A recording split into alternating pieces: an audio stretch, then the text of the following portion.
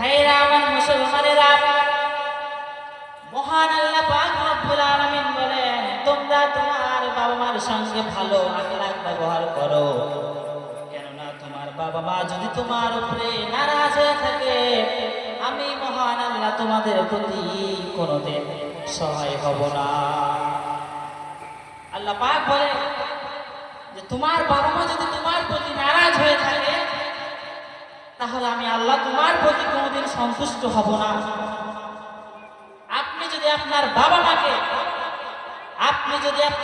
মাকে কষ্ট দিয়ে যদি 100 বার হজ করে আসেন, 50 বছর যদি আপনি কাবা ঘরের ইমামতি করেন, আর যদি বাড়িতে আপনার বাবা মা আপনার প্রতি অসন্তুষ্ট থাকে,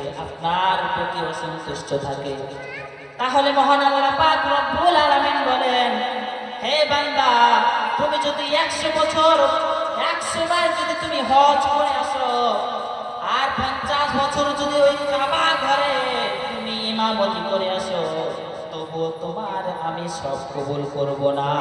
কারণ সবচেয়ে বড় সম্পদ তোমার বাবা মা। তোমার প্রতি অসন্তুষ্ট রয়েছে। তোমার বাবা মা তোমার প্রতি সন্তুষ্ট নয়। কি করে বোঝায় যে আল্লাহ আমাদের বাবা মাকে আমাদের কতটা আমাদের নিয়ামত দিয়েছে? একটা কথা মাথায় রাখবেন যে আমরা এখন আমাদের বাবা মা দুনিয়াতে বেঁচে রয়েছে বলে আমরা মেহসুস করতে পারি না, আমরা বুঝতে পারি না যে বাবা মা জিনিসটা কি।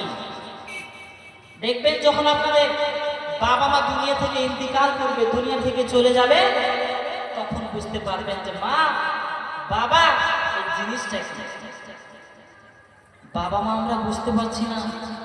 বাবা মাদেরকে আমরা কষ্ট দিয়ে চলাফেরা করি, কষ্ট দিয়ে কথা বলি। তাই কবি ছন্দের মাধ্যমে বলছে, মা কেন এত দামি জানে না সকলে, জানতো যদি পড়তো দেখি কোরআন হাদিস খুলে। মা কেন এত দামি জানে না সকলে, জানতো যদি দেখতো খুলে কোরআন হাদিস খুলে। একটি হজের সব মিলে মাকে একবার দেখিলে।